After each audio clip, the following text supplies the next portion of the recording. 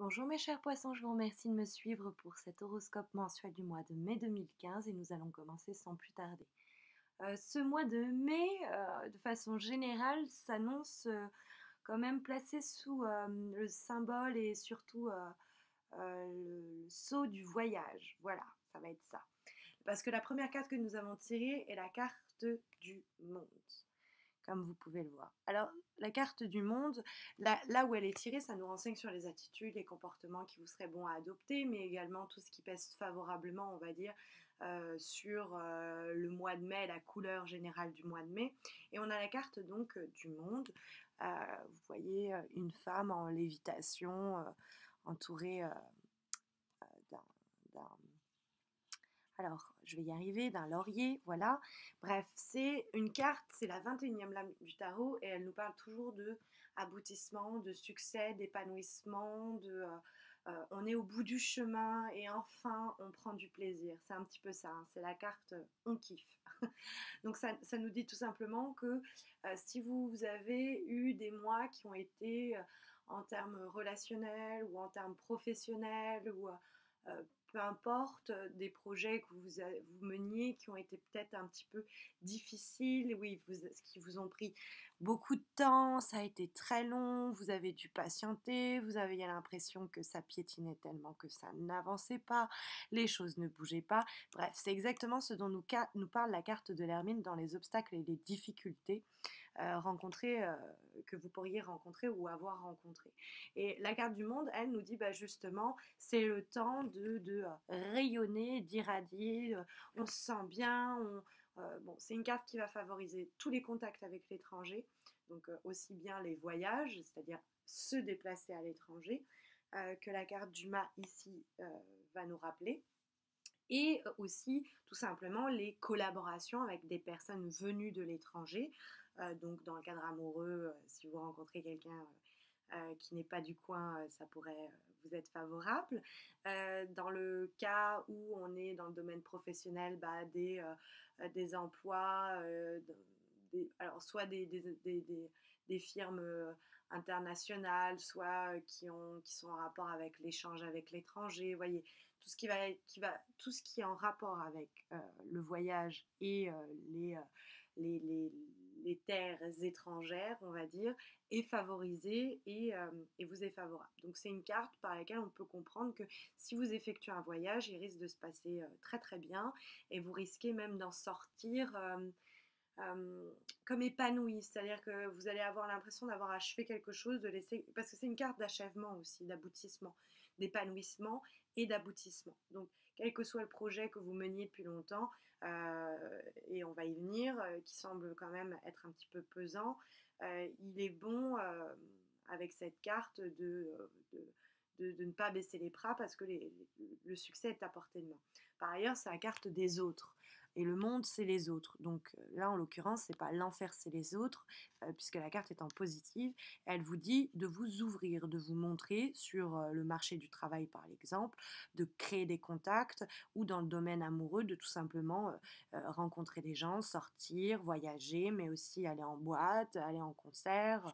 Bref, il faut bouger avec cette carte, avec la carte du monde. Il faut s'ouvrir aux autres. Et en face, on a justement une carte qui nous dit il serait négatif pour vous, c'est un obstacle à une difficulté majeure que vous vous isoliez, vous vous refermiez sur vous-même parce qu'on a tiré la carte de l'ermite dans la carte des obstacles. Or, l'ermite, ben, on sait tous ce que c'est qu'un ermite, c'est quelqu'un qui se replie sur lui, qui se met dans sa grotte et qui se met à réfléchir, penser, créer, travailler, étudier, rechercher, bref.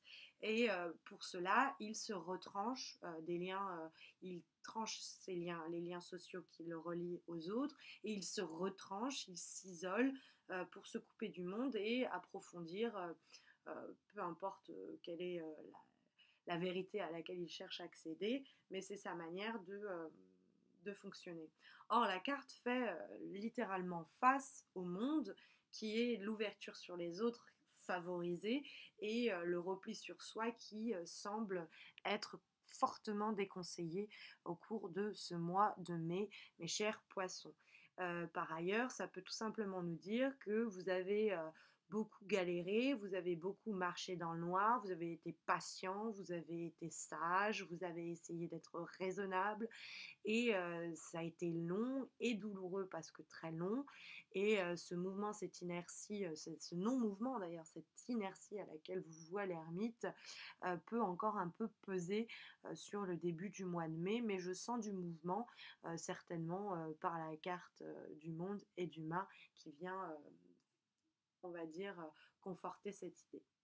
Au-dessus, on a tiré la carte de la papesse dans les vibrations.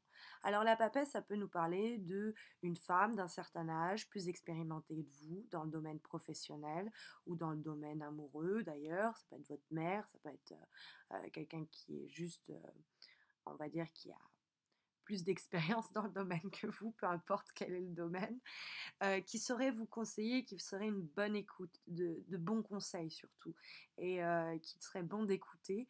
C'est une femme qui a une certaine prestance, une certaine renommée dans votre domaine professionnel, et il serait bon de la mettre de votre côté. En tout cas, elle semble pouvoir aider à l'épanouissement dont parle le monde. Sinon, ça peut tout simplement nous parler de vous et vous dire que, même si vous êtes un homme, que une réflexion sage et faite un petit peu en secret, parce que la papesse c'est ça, elle agit en secret à l'insu de tous, elle planifie, elle s'organise et après elle fait passer ses plans en exécution, mais elle le fait en toute discrétion.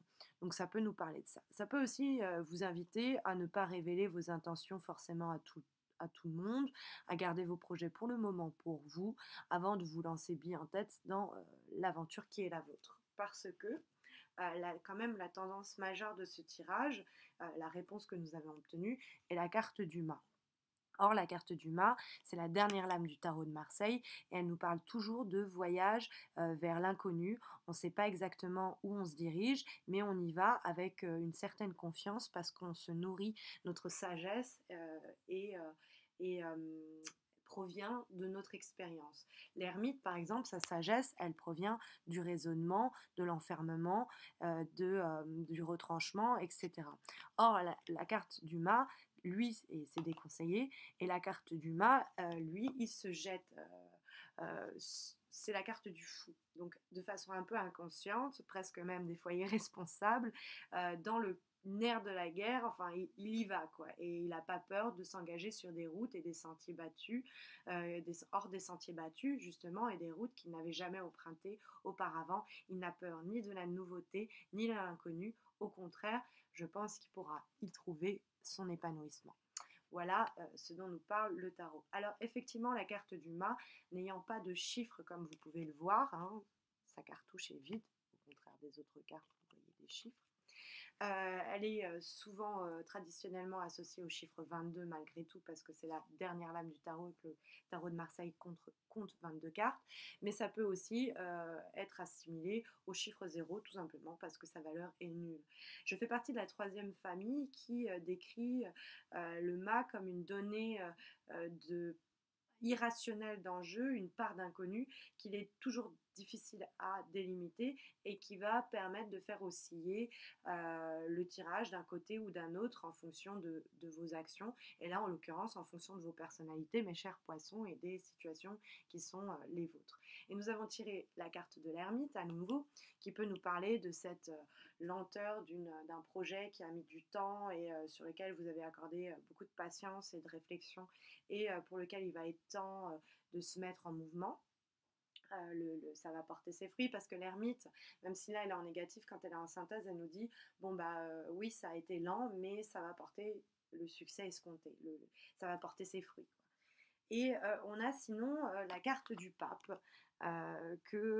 qui vient corroborer l'idée de la papesse, de quelqu'un qui pourrait vous être de bons conseils et qui pourrait être plus expérimenté que vous et pourrait vous aider. Bon, c'est la carte du mariage aussi, je le dis quand même, mais c'est la carte du pape de protection. Donc comme si vous avez le mois de mai est justement protégé pour prendre des risques un petit peu fous, des défis qui vous sembleraient peut-être ou peut-être que les autres vous diraient mais attends mais tu vas pas faire ça, c'est complètement cinglé.